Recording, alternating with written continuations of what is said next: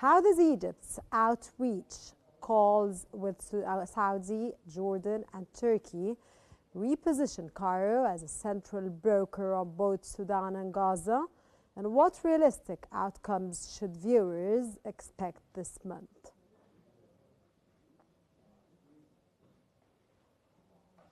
There are intensified attempts from a lot of Arab and Islamic countries to find solutions to the Sudanese cause, especially after everything that has happened in Darfur and the RSF taking over Al-Fashir in Darfur and all the atrocities that happened there. And so, yeah, we are very much depending on Egypt's role specifically and the Arab countries' role generally to stop the bloodshed in Sudan, that where things have reached a literal humanitarian crisis now.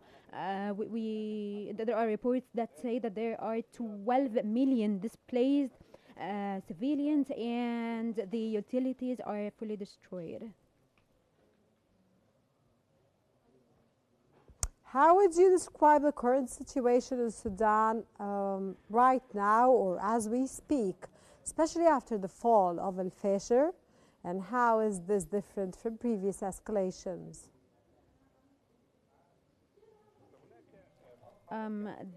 There was this phase that was very important in the civilian warfare when they could get the RSF forces from Al-Khartoum, and this was very crucial since April 2023. But in the latest days, Al-Fashir is falling. The main city in Darfur has transformed everything when it comes to the SAF facing the RSF, because this allowed them to take a huge part of Sudan. And if the RSF succeed to take over Al Abyad and continue with the siege in North Kordofan, then they would have been able to take a part of the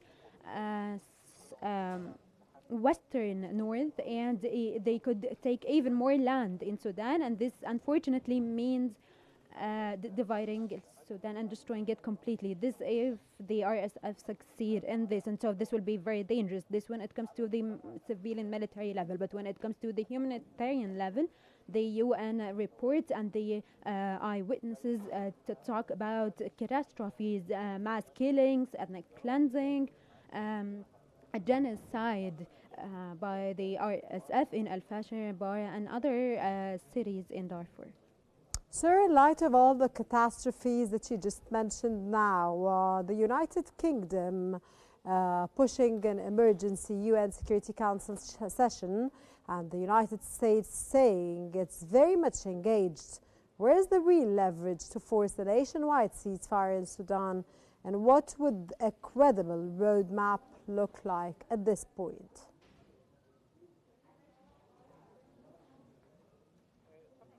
Of course, there is international efforts that are okay, but the civilian situation is very hard. There were efforts from countries like Saudi Arabia and the USA, but unfortunately they cannot change what's actually happening here. And so what they are asking for, or what the US has said, as Masad Boudiz has said in statements in Cairo 2 days ago, he was calling for a ceasefire for 3 months that may go up to 9 months. And this means that recognizing what's actually happening on ground, the RSF taking control of the land that they occupy now. And so the international community could do this, because the international community were silent or some kind of along with the RSF, and then there are severe divisions between the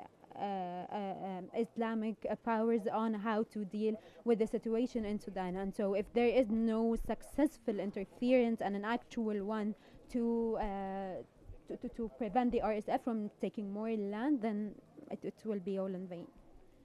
Reports from Al-Fashir, Al Abyad, and Kordofan are dire. From your own perspective and point of view, sir, What must Arab and African diplomacy do immediately to prevent famine and mass displacement, which is unprecedented, from tipping into regional instability?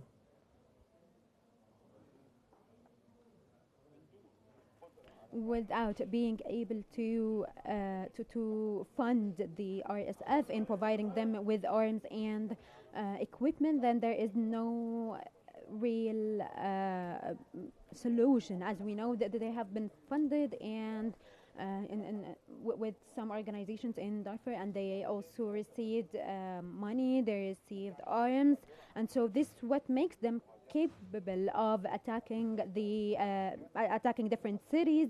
And it was actually very remarkable that they attacked in the past 2 weeks lots of cities, not just Darfur, in Khartoum and Port Sudan as well. And the last of them was in Khartoum.